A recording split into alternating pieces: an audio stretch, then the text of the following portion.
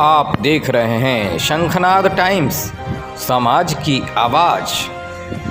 नमस्कार, मैं योगेश कुमार शुक्ला योगी। आप देख रहे हैं शंखनाद टाइम्स।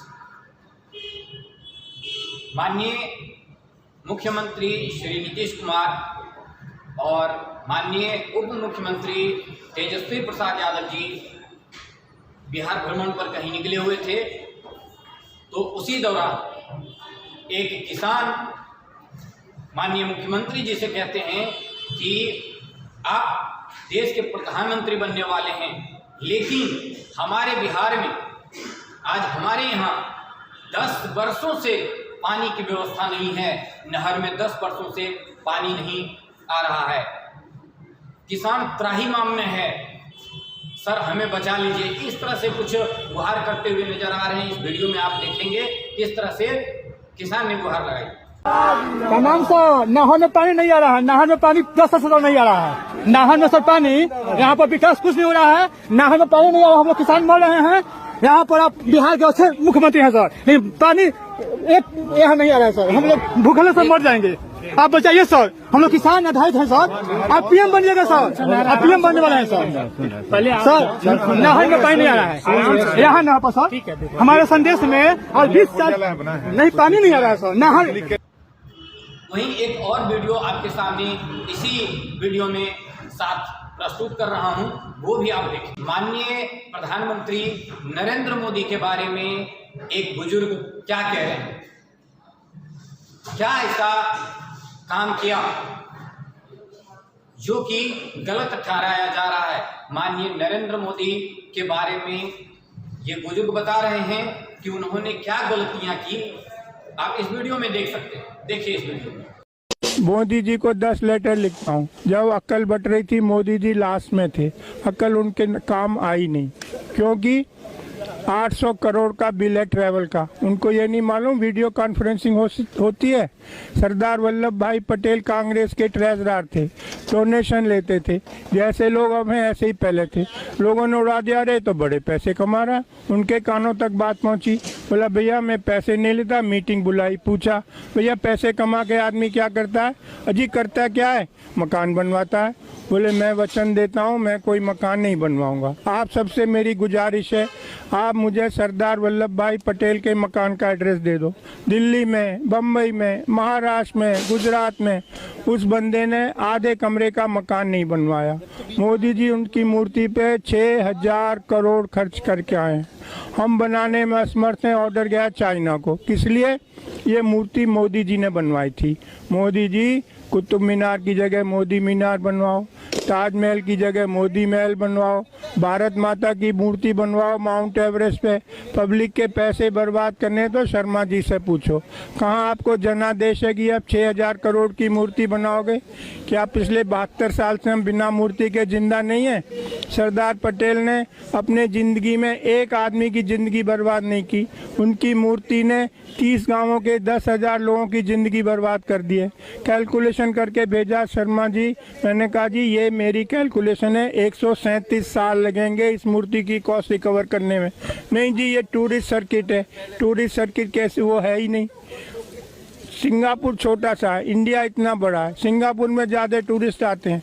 मैं टूरिस्ट डिपार्टमेंट में गया, अरे शर्मा जी आपको नहीं मालूम? नहीं, आप शिमला जाइए, बस से उतरिए, एक बैग आपके पास है, कुली मांगेगा 1000, दूसरा कुली आएगा नहीं। बोला सिंगापुर में ऐसा टेंशन नहीं है। लक्ष्मी जी चाइना से, गणेश जी चाइना से, होली की पिचकारी चाइना से, दिवाली की लड़ चाइना से। चाइना की होती है दिवाली, हमारा होता है दिवाला। 700 करोड़ कमा के जाता है। रक्षाबंधन की राखी चाइना से। चांदनी चौक की मुस्लिम फैमिली साल भर रक्षाबंधन की राखी बनाती थी, उनका जीवन यापन होता था। अब रक्षाबंधन की वो भी चाइना से आ रही हैं। सरदार जी, मैंने कहा जी हमारे बच्चे कहाँ जाएंगे? सरदार जी बैठे थे, शर्मा जी हम खाली बच्चे पैदा करेंगे, बाकी सब चीज़ चाइना से आएगी। मैंने कि बच्चे पैदा करने वाली इंडियन चलेगी या वो भी चाइना से आएगी? आपको कुछ आइडिया नहीं है। मनुष्य जीवन इस धरती पे सिर्फ 100 साल बचा है। प्रकृति को 1 मिलियन ईयर्स 10 लाख साल लगे थे वायुमंडल में CO2 का लेवल 200 ppm करने में। आदमी ने 100 साल में 420 कर दिया है। 3 साल से साउथ अफ्रीका में बरसात नहीं हुई है। जो खिलाड़ी गए थे भैया बाहर आ जा, टॉयलेट में पानी नहीं है। हिमालय के ग्लेशियर पिघल चुके हैं। राजस्थान में तापक्रम 54 डिग्री सेंटीग्रेड। BSF के जवान रेत में पापड़ भून रहे थे। लातूर, मराठवाड़ा, महाराष्ट्र, 100 एकड़ का मालिक घर पे ताला लगा के जा रहा है। भैया कहाँ जा रहा है? कह जी शुगर मिल में झाड़ू मारूंगा। क्यों? वो जी 100 एकड़ का क्या करूँ, बरसात हुई नहीं, पानी है नहीं। पिछले साल जब ओलंपिक हुए थे चाइना में तो उन्होंने कहा ये बरसात हमारा फंक्शन ख़राब ना कर दे, तो उन्होंने सिल्वर आयोडाइड स्प्रे करा के बादलों में आर्टिफिशियल रेन कराई थी। महाराष्ट्र गवर्नमेंट ने कल 30 करोड़ अलॉट किए आर्टिफिशियल रेन के लिए। हम कुछ जानना नहीं चाहते। समुंदर का लेवल 3.5 फुट बढ़ेगा। लाखों लाख केरल के लोगों को कहाँ बसाओगे? हवा की बात नहीं कर रहा हूँ, आर्कटिक की बर्फ़ पिघल चुकी है। जब आग लगेगी, जब कुआं खोदोगे, बहुत सारे मैं आता हूँ जंतर मंतर।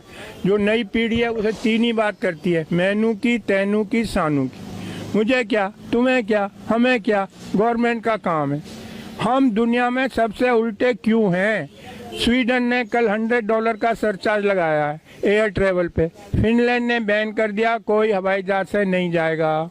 यूरोप में कार्बन क्रेडिट एविएशन के लिए पूरे साल आप एक स्टाफ फ्लाइट नहीं ले जा सकते। क्यों? जो हवाई जहाज से जाता है 50 गुना ज़्यादा ईंधन इस्तेमाल करता है, 50 गुना ज़्यादा प्रदूषण फैलाता है। हम दुनिया में उल्टे क्यों हैं? धरती गर्म हो रही है, सबसे ज़्यादा प्रभाव हमारे देश पे पड़ेगा। मैं बता चुका हूँ, ऐसा कहीं भी नहीं है। न्यूक्लियर बैन कर दिया। 3 माइल आइलैंड वो हुआ था एक्सीडेंट अमेरिका में, 30 साल से वहाँ कोई ऑर्डर नहीं है। जर्मनी ने बैन कर दिया, स्वीडन ने कर दिया। आप गूगल पे जाओ, चेरनोबिल टाइप करो, CHERNOBIL। दुनिया की सबसे महंगी इमारत यूक्रेन में बन रही है, जब इससे महंगी इमारत आज तक बनी नहीं। न्यूक्लियर एक्सीडेंट को कवर करने को हम न्यूक्लियर के पीछे भाग रहे हैं, हम एयर ट्रेवल के पीछे भाग रहे हैं। मैं क्या क्या बताऊं आपको? सरिता विहार चलो, हर दूसरे घर में एक कैंसर पेशेंट है। मैं रविशंकर प्रसाद के पास गया, जर्मनी से डॉक्यूमेंट लाया। किसी भी देश में आप जाके कह सकते हो भैया बताओ यहाँ कितना रेडिएशन है। हमारे यहाँ ऐसा कोई नियम नहीं है। रविशंकर प्रसाद बोले पर्सनली आके मिलना। अबे मेरे लड़के की शादी में पर्सनली मिलूँ? हम वहाँ लो कॉस्ट रेडिएशन लगानी है। मैं उनके पास गया, टावर वालों के पास। अरे शर्मा जी 10 टावर, 30 सिक्योरिटी वाले, 30 ऑपरेटर, 10 जनरेटर, सबकी छुट्टी करके एक टावर लगा दी। भैया आप लोग 1000 गुना रेडिएशन टॉलरेट करने को मजबूर हो। डॉक्यूमेंट है मेरे पास, जयपुर और बम्बई। जब से ये टावर लगी 6 लोग कैंसर से मर गए। कोई जानना ही नहीं चाहता रियलिटी। ना जो टॉप पे लोग हैं उनको कुछ अक्ल नहीं है, ऐसे लोग रिक्रूट करें। मैं जाता हूँ बताने, मैं IIT से पढ़ा हूँ, लंदन से पढ़ा हूँ, डॉक्यूमेंट लाता हूँ, लेकिन यहाँ कोई अक्ल वालों की कोई व्यवस्था ही नहीं है। मोदी जी क्यों 800 करोड़ खर्च करते हैं ट्रैवल पे? पता नहीं वीडियो कॉन्फ्रेंसिंग हो सकती है 6000 करोड़ मूर्ति पे। गरीब देश का पैसा। 3 साल का बच्चा रोड पे पेन बेच रहा है। अरे 6000 करोड़। भाई हमें आज़ाद हुए आज 70 साल हो गए। दुनिया के 40% अशिक्षित मेरे देश में रहते हैं। क्यों? क्योंकि हमने कुछ किया ही नहीं है। रशियन रिवॉल्यूशन हुआ था, कम्युनिस्ट पार्टी का डिक्टेट था, ईच वन टीच वन। दुनिया के 55% कुपोषित बच्चे मेरे देश में रहते हैं। क्यों? आदमी माँ के पेट से होगा पैदा होगा कि आम के पेड़ पे लगेगा। 52% फीमेल आर एनीमिक। नई पीढ़ी स्वस्थ कैसे पैदा होगी? गुड़गांव में रहता हूँ, फोर्टिस हॉस्पिटल में एनीमिया क्लिनिक खुलवाया है। डॉक्टर राजेश भार्गव इंचार्ज है। इतना दुख है आपको बताते हुए, गुड़गांव में 76% गर्ल्स आर एनीमिक। 76% लड़कियों के बॉडी में 3 से 5 ग्राम खून है। इस पे कौन काम करेगा? कोई मेरे चुप करा देते हैं। शर्मा जी ये डिस्कशन है, क्यों नहीं है? खाली हम नीरव मोदी डिस्कस करते रहे। मैं आपको मलेशिया का बताता हूँ। एक आदमी ने अखबार में पढ़ा कि हमारी गवर्नमेंट पे इतना लोन है। ऑर्डिनरी आदमी, कोई बड़ा सेलिब्रिटी नहीं था, उसकी कटिंग लेके वो घर घर गया, लोगों को बताया, चंदा इकट्ठा किया, मिनिस्टर को दे के आया कि भाई ये सरकार, ये लोन उतारो गवर्नमेंट का। एक हमें नीरव मोदी सरकारी पैसा लेके भाग गए, मेहुल चौकसी सरकारी पैसा, कितना अंतर है हम में। मलेशिया का ऑर्डिनरी आदमी चंदा इकट्ठे करके लाया लोगों से और गवर्नमेंट का फॉरेन लोन उतारा।